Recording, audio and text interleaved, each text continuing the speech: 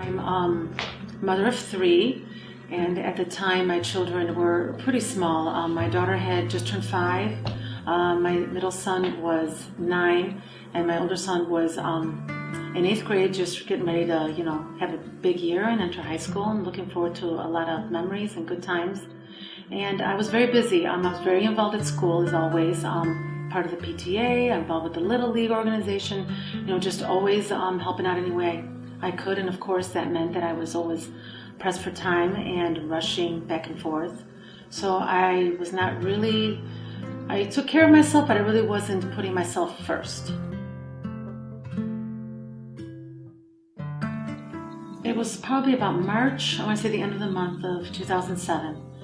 And I found a lump in my breast, in my left breast. I found it by myself in the morning when I was waking up.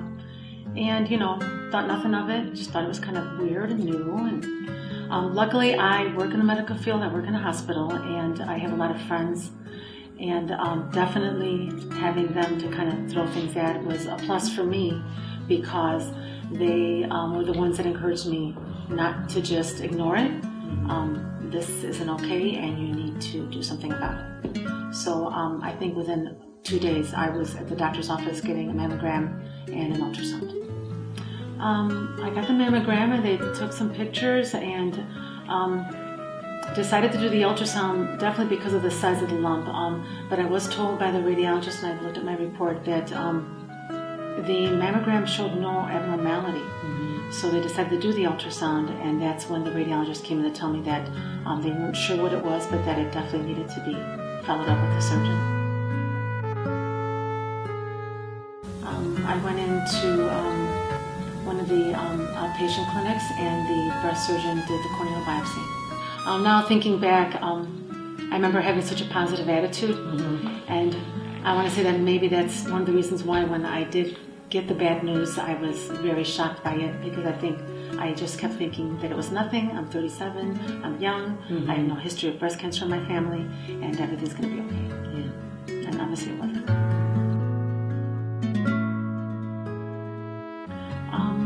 I was alone when I got the call from the doctor, because my husband had not gotten home from work yet, and I was expecting the call. She had told me when she was going to come with the results of the pathology, and I think my kids were outside playing, so I remember being alone in the house, and the phone rang, and it was almost like I didn't want to pick it up.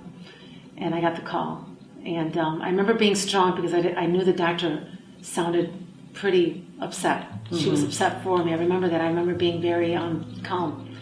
And then, of course, hanging up the phone with a different story. It was funny, because I wanted to take that load off of me so fast, so I immediately called a friend who had told me, the minute you get that call, just call me. And it was nice to have her, because she, took my call right away, and I shared that news with her, and immediately that load just got a tiny bit lighter. There was nobody around that I could share with, and she was the first person I called. I was diagnosed with an invasive ductal carcinoma, stage 3 medullary, which I did some research, and it turns out is not a very common cancer. Immediately after that, we went to meet with her, and we discussed the surgery that was going to take place. And in April, I underwent a left breast lumpectomy with 3 lymph node dissection. So I decided to enter a clinical trial. Just being in the medical field and working with such wonderful people that I have for so many years, I really wanted to contribute my knowledge and give back in some way, just to try to help someone else. I know that sounds kind of silly, but I just really believed in that. So I decided to go ahead and be part of a research, which they were going to choose whether or not I would get the chemo every week or every 2 weeks. To put myself in that position was a little scary, but I was lucky enough to be selected to do a once every 2 week regimen of adriamycin and the Taxol. The toughest moment was probably, I know it sounds silly, but losing my hair. Yeah, it's not silly. I remember, here's the important thing. I remember they were going to make sure that medically I always felt okay, because I would be given medicine for that. Oh, you feel this? Well, just take this. Oh, you feel that? Well, yeah, this will help you. But of course, the moment when I noticed that my hair was falling out, and it needed to be definitely shaved off. It was very difficult. So my husband decided to volunteer, and he, took the clippers, which I already owned, and shaved my hair. So yes, but I remember right after that, and people just telling me, "Wow, you have such a beautiful head. Wow, you have such a beautiful head." I loved it. I was so happy about that. I'm like, well, okay, maybe it doesn't look that bad. So that definitely helped to get through.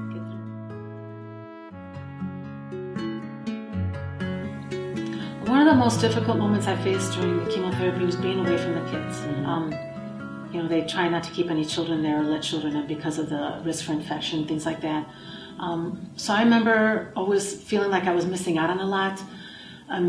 I went through chemo from June all the way through December, and I felt like I lost all those wonderful summer months of just being out there and spending time with my children and doing a lot of fun things. By no means did I slow down that much. I was putting myself, doing the things I like to do, but it was very difficult to do. And what would this new Teresa say to the old Teresa when she was first diagnosed? I would say that I'm very proud of her because she didn't fall apart. She hung in there. She stuck with it. She definitely has been a positive influence on a lot of people around her, and me included. Yes, thank you. And I am very proud of myself, and I would never have thought, 5-6 years ago, that I would be able to survive something like this. And I did, and I'm stronger and I'm smarter. And I don't want to say I'm grateful, but I am grateful that I'm still here. Great. Well, thank you, Teresa, for sharing your inspirational story. Thank you. And I'm very proud of you as well for everything that you've been through. And thank you for sharing. Absolutely.